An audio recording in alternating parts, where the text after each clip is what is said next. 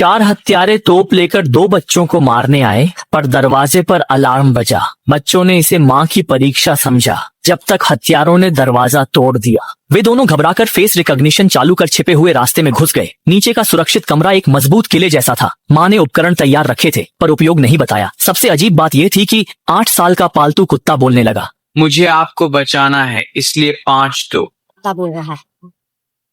हथियारों ने गुप्त रास्ता ढूंढा, पर स्प्रिंग जाल से दीवार पर जा लगे।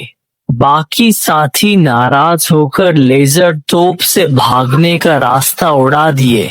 बच्चों का ध्यान गया। कुत्ता उन्हें रॉकेट सीट पर बिठाया। वे खाई में गिरे, दूसरी जगह पहुंचे। हत्यारे सावधानी से देखने लगे।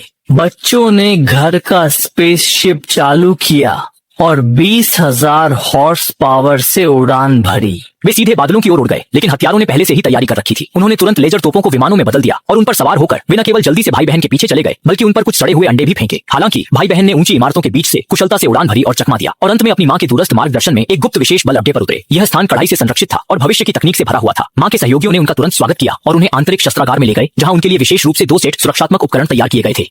लेजर दस्ताने पहनने के बाद दोनों ने हथियारों के अड्डे में सक्रिय रूप से घुसपैठ करने का फैसला किया। कंप्यूटर पर दुश्मन के स्थान को लॉक करने के बाद उन्होंने समय स्थानांतरण उपकरण शुरू किया और एक विशाल भार की मदद से तुरंत एक अंधेरे भूमिगत महल में पहुंच गए। सामने का दृश्य चौंकाने वाला था। ऊपर घूमते हुए घड़ी के गियर थे और पैरों के नीचे तेजी से घूमती हुई विशाल सेकंड की सुई थी। हालांकि उन्हें थोड़ी बेचैनी महसूस हुई, लेकिन पीछा किए जाने के सच का पता लगाने के लिए उन्होंने हिम्मत जुटाई और सुई पर कूद गए। हालांकि सुई की सतह बेहद चिकनी थी और चारों ओर घड़ी की संरचनाओं से भरी हुई थी, जिससे एक छोटी सी गलती भी जानलेवा हो सकती थी। संकट के क्षण में जमीन के नीचे एक विचार आया और उसने नीचे के गियर के खांचे में एक सिक्का फेंका, जिससे तंत्र चतुराई से अटक गया और सुई की गति धीरे धीरे धीमी हो गई। इस तरह दोनों सुरक्षित रूप से बच निकले और विपरीत मंच पर पहुंच गए और दुश्मन के कंप्यूटर में साजिश का पता लगाने में सफल रहे। पता चला कि हत्यारे के नेता का असली लक्ष्य वास्तव में समय रत्न को हथियाना और इस युद्ध पर नियंत्रण करना था। समय से इंसानों को नियंत्रित किया जा रहा था और वह रत्न बहन के पास था। खतरा भांपकर दोनों भागे, पर हवा में जम गए। समय शिकारियों ने उन्हें घेर लिया। हमला होने ही वाला था। मां समय पर पहुंची और विशेष कार्ड से उनके उपकरण सक्रिय किए। अवेई ने जमीन पर मारकर शिकारियों को हिला दिया। बहन ने बिजली की चाबुक से मारा और कुत्ते वाले बटलर ने भी अपनी विशेष लात का इस्तेमाल किया। तुरंत दुश्मनों को खदेड़ दिया। अपने आदमियों को हारते देख नेता सांग ब्याओ ने यांत्रिक कीड़े छोड़े, सबको फंसाने की कोशिश की। जब वे बाहर निकलने की कोशिश कर रहे थे, कुत्ते ने सांग ब्याओ को लात मारकर बेहोश कर दिया और उसे बंद होते पिंजरे से बाहर खींचा। शीशिमिया का चुमी।